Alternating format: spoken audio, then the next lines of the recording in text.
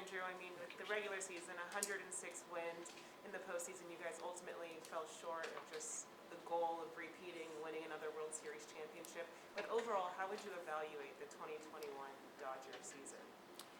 Yeah, I think you touched on it. There's a lot to be proud of, but obviously we fell short of our ultimate goal. And so I think as we sit here now, it's about looking back on the year and the positive things that happened, individual, continued maturation and development, the core that we have in place, and as we start to look at how to complement, how to round out, it's taking stock of the positive developments and things that did happen as we look forward to 2022. And there was a season that was kind of injuries was a topic of conversation since really the beginning. How challenging was it kind of just managing and working through this season compared to other seasons in years past?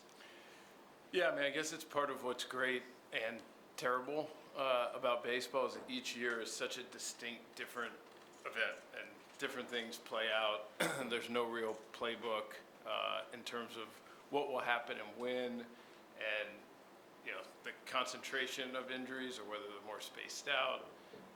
We anticipated, kind of industry-wide that there would be an uptick just coming off the shorter season, and we certainly, had our fair share. I'm sure others teams did as well. I haven't really dug into it as much yet, but you have to be as prepared as you can be and anticipate those things happening. Obviously that last weekend with Muntz and Kirsch going down, right when you're at the very end, was tough, but it's baseball, it's part of it. It provided opportunity for someone else to step up. And, I think there are a lot of positives even as you look at October, and there are some things that we have to evaluate and continue to dig in on. And, I think the freshness of it, we haven't gone through that completely, but, everything from our standpoint is looking back just to help inform us as we look forward. Because of the number of free agents you have and the prominence of those players, is this the most challenging offseason you've had since you got here? Is the potential for change greater? I don't know. I mean, I think each offseason feels that way to me when we're mired in it. Again, I get the focus on our impending free agents. Our focus will be there as well soon too. But we also have a really good core in place and a really strong group that's returning with some players coming up that we feel really good about. And so as we look forward, it's about whether it's our internal guys or external guys, it's how to round out our roster to put us in the best position to succeed, and I'm confident we'll get there. I don't know exactly what that will look like yet, but that's why we have the winner. But you talk about the core group that you have. The free agents include people who are in that core group. Yeah, I mean, I think it's a better question for spring training because we'll just know more of which guys we retained and which guys we didn't. But I do feel really confident that we're going to have a really good team in place as we open camp in Glendale. Right. Andrew, I think fans want to know kind of two things looking back to the postseason. First of all, the pitching decisions that were made. Ultimately, who makes those decisions? How do you guys prepare to make those decisions? And how will you evaluate how those decisions unfold? Yeah, I mean, I've answered this question each year after. They're Dave's decision with Danny Lehman, Mark Pryor, and Bob Guerin, guys in the dugout. We do a lot of work to prepare ahead of time to understand how certain relievers match up against certain hitters, and they go through and figure out runs. Games play out in so many different ways that it's impossible to anticipate it before. And so those decisions are made in the dugout as they should be because so many things have changed in the 2.5, 3, 4 hours, from when, just kind of going through it. I think it's more, and I think, just to compliment Dave and our coaching staff, their focus is on doing everything they can to put our players in the best positions to succeed. And by doing that, obviously, we win a lot more games than we lose if we continue to do that and we have the requisite talent to be able to do it. But the answer is no different than what it's been. And in game, during those moments, it's 100% their decision. And as I've said in the past, there are a lot of things that happen in the course of a game that personally I disagree with, and oftentimes they work out on what we actually did. So many decisions that are made are in that middle. They're 40, 60, 45, 55. Like very few things are on extremes. And so being in the dugout, I think, is a different, you have a different feel for those things than you do, sitting in the stands, meaning me. And things that come up and factors that have played out that I don't know about till after the game. But I think they're really good at making decisions. And then offensively, how would you diagnose like what went wrong? You guys, I think it was you with 4 runs, and with 5 runs in 7 or 8 games. I know not having Muncy is a big deal, but Yeah. they didn't have some big bats either. Neither did the Giants. So how would you diagnose how your offense didn't live up to that or expectations? Yeah, we needed someone to step up and pull an Eddie Rosario. Yeah, I mean, I think it's a very fair question. I don't know the answer. After we made the Trey Turner deal, in my opinion, 1 through 8, it was the deepest, best lineup I've been around. But it didn't quite play like that over those 2 months, and it was just a little lumpier than I would have expected. I thought by having that lineup depth, it could withstand some guys who, it's inevitable, a couple-week stretch where a couple guys are out of rhythm, other guys are hot, other guys are more kind of in the middle, and it just kind of ebbs and flows. But we hit some real stretches where 5, 6 guys in the lineup were kind of struggling at the same time. How much of that is baseball? How much of it is stuff that we can do differently? I don't know the answer to it. But, there's been a lot of talk in years past about, our reliance on slug. And this year was the perfect combination. We had more team speed up and down our lineup where we stole a lot of bases, which was great in that it increased the chances to score runs. We just had a hard time converting it. And, to me, that's a big part of this postseason was just our struggle to consistently score runs. And feeling like we had the lineup depth to do that, it just didn't play out that way. And figuring out the why is important. As we all know, a lot of things in baseball are hard to tease out and get to the why, but we'll at least spend time trying. Hey, Andrew, over here. Kind of going back to the decisions in the postseason. Why do you guys obviously you guys know more things that we don't know, but why did you guys feel it was better to kind of go utilize the starters the way you guys did, as opposed to kind of keeping them in their same role and then kind of using a bullpen that was really good throughout the whole season? Yeah, I mean, I think you have to kind of break that up into different chunks. Game 5, winner take all, all hands on deck is one thing. In the middle of a series is a different thing.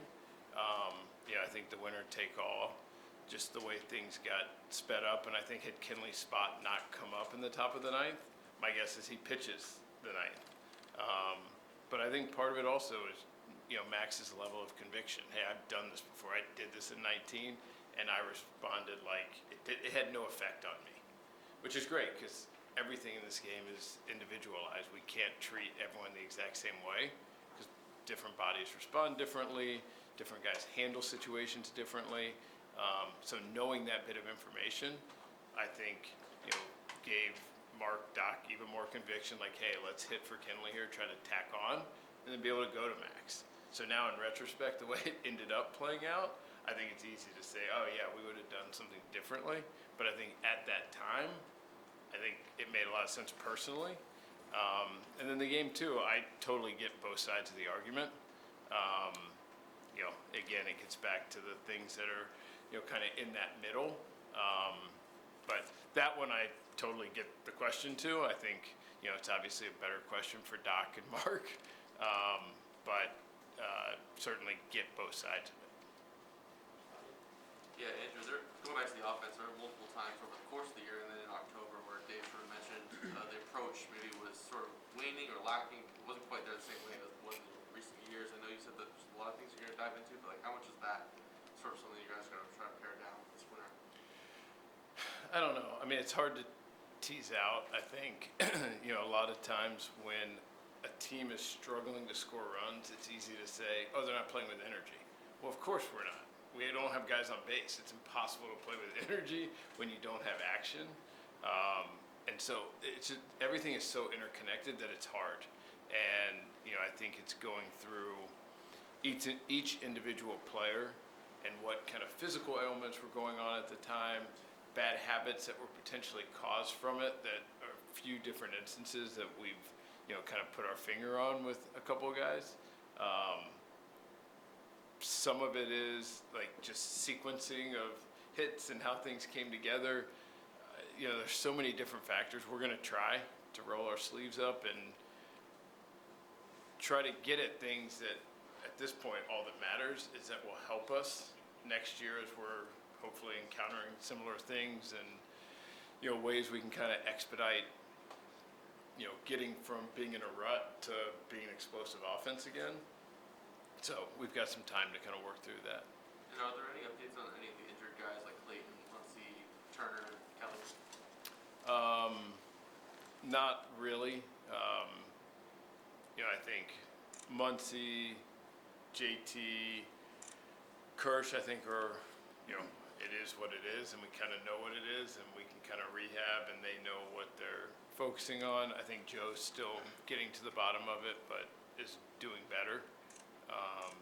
Who else? Yeah.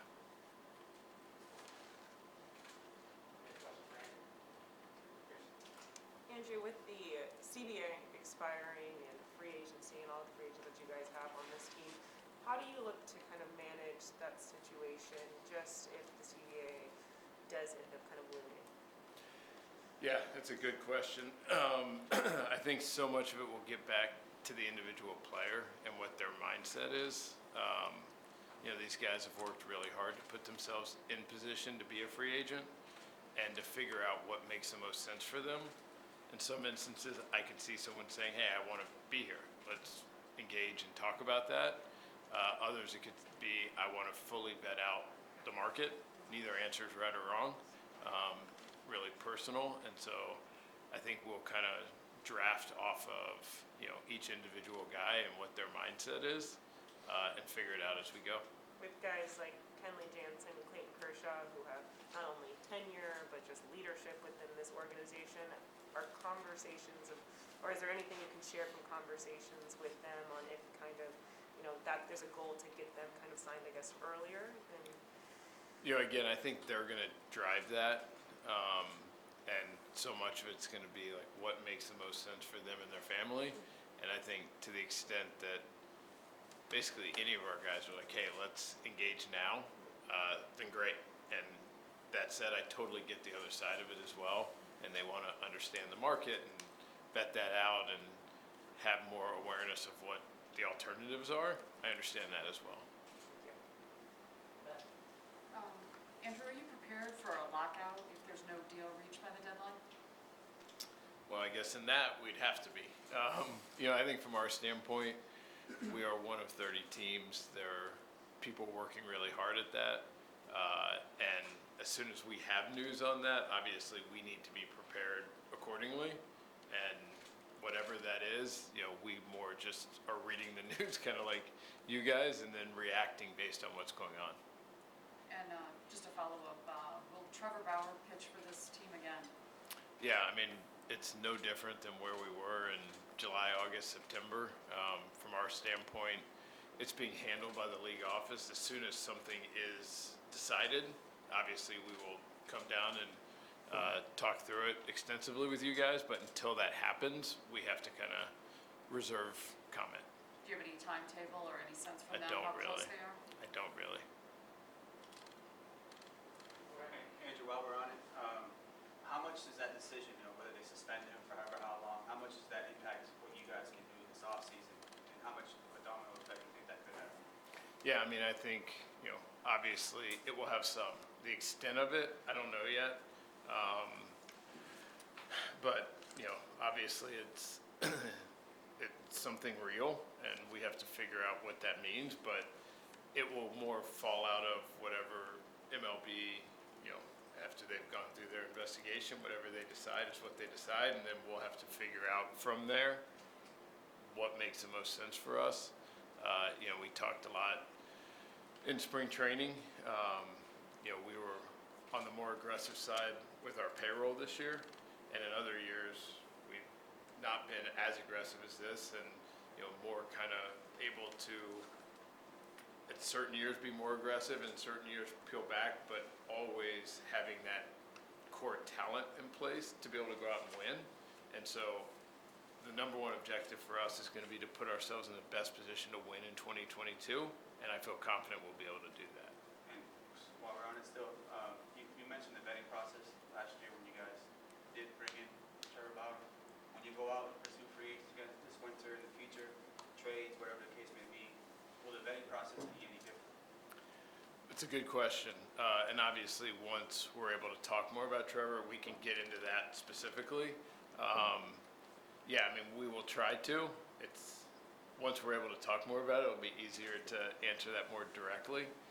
Yeah, I mean, we always want as much information as we can possibly get.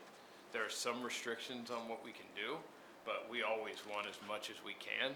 And so, I would hope with everything we do, we're better now than we were 2 years ago, better than 5 years ago, better than 10 years ago, and I hope 5 years from now we're way better than we are now. And so we're continuing to learn and grow and evolve and learn from mistakes and continue to get better at everything we do. Do you consider that a mistake? Do you regret signing him? We will talk about it when we can. You can have regrets now. Given the free agency of a couple of those guys and the depletion of the rotation this year, how much of a project is rebuilding that, the starting rotation? Yeah, I mean, we've got some really good guys in place. That being said, we're going to need to address that. And, we've got a really good group of young starting pitchers coming, with Mitch White, Andre Jackson, who we saw some of this year, Bobby Miller, Ryan Pepio, Landon Knack, who will all be upper levels or major leagues when we start the year. Really gives us a really strong foundation of depth. And so now rounding out, the rotation will definitely be something that we're focused on as we get into the winter. Can you say, I was going to ask about, this winter's needs, seems like starting pitching is a big one. Have you sort of identified some of your other most important, biggest areas of need? Yeah, I mean, we just have to figure out, we've got some versatility within our position player group. Obviously, we have some guys that are free agents as well, and we just have to figure out kind of the configuration. Obviously feel like we will be returning a really good core of offensive players, but we're going to have to round that out. Exactly what that means and what positions, I'm not sure yet because we have some flexibility. Bullpen, I think we're in a really strong spot to start the winter. That being said, we're going to be open-minded to continue to reinforce it, but I don't think I've never in my career been in this good of a position regarding the bullpen when the off-season starts. Just the guys who are returning, Caleb Ferguson and Tommy Conley coming back, and so for us it allows us to be a little bit more selective in terms of who we're targeting. Two more, Fabi. Do you expect there to be a lot of outside interest, whether it be in your coaching staff, front office, and how much sort of is retention something that's really important for you this winter? Yeah, I mean, that's every year. We arguably lead the league in it every offseason, and we're already well into the double digits. To complement and potentially good opportunities for other people. That being said, we have a lot of people that have been a huge part of the success we've had, and we'll do everything we can to keep as many of this group together, but not standing in the way of great opportunity, and I'm sure there will be for different people, as we go.